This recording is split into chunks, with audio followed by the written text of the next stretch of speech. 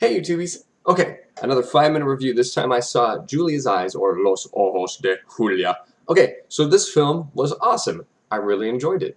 I went into it thinking that it was a Guillermo del Toro movie, but it wasn't.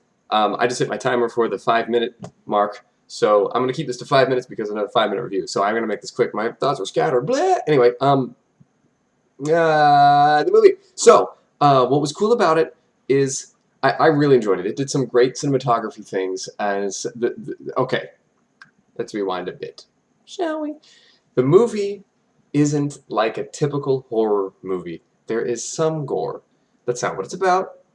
And it's also not that scary. That's not what it's about. I'm not one who enjoys a gory movie. At least that's not what I look for, I should say. I can enjoy it, but gore is not what I look for in a movie. It should be tasteful. If it's not purposeful, it should be a certain style, a la Quentin Tarantino or some other movies like that. So this movie was actually quite tasteful in its gore factor. Oh, my hair is being so stupid. My hair. But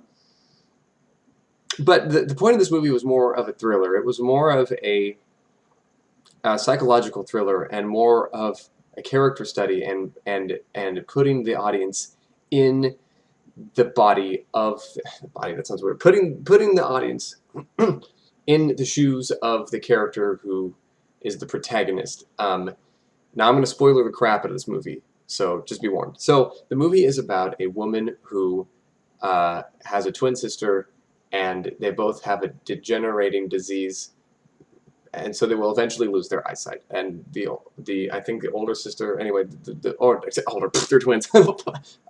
The other non-protagonist sister ends up getting blind, and she has a mysterious suicide, and that's kind of what kickstarts the movie. And so Julia, the protagonist, is upset about that, and she's trying to figure out who did it. She's not convinced that it was a suicide, so she's trying to figure out this person. And in the film, there is a person who people think are the sister's boyfriend, but no one can remember what he looks like. And one gentleman says, "Oh, you're looking for the Invisible Man." And anyway, they're looking for a person who can blend in with a crowd, who nobody recognizes because there's nothing special about him. He's just an average person, and so he's invisible. But because of that, people, I guess the supernatural twist on it is that people actually don't see him.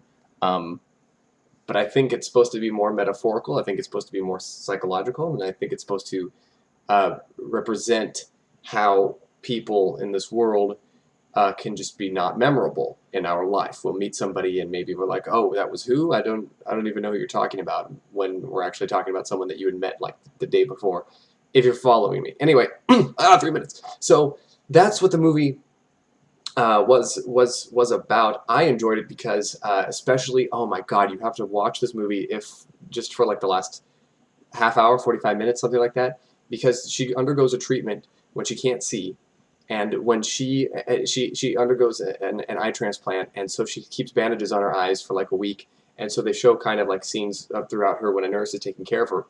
But when she has these bandages on, when she's blind, literally, you can't see the faces of the people that she's talking to, and that blew my friggin' mind. Holy crap, that was awesome. This movie was very well directed.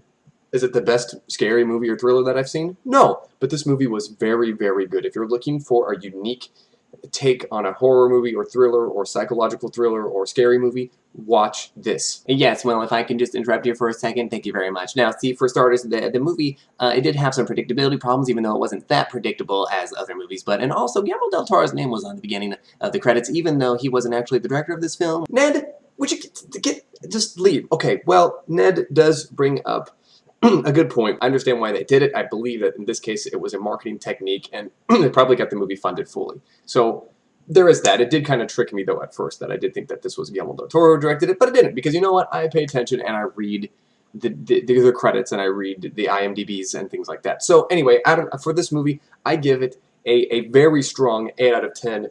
Please, 8 out of 10. And so, like I said again, if you like unique horror movies and takes on things, go see this movie. You will not be upset. I have about 4 more seconds. So bye, everybody. See you when I see you. Blah, blah, blah, blah, blah, blah. Bye, bye, bye, bye, bye.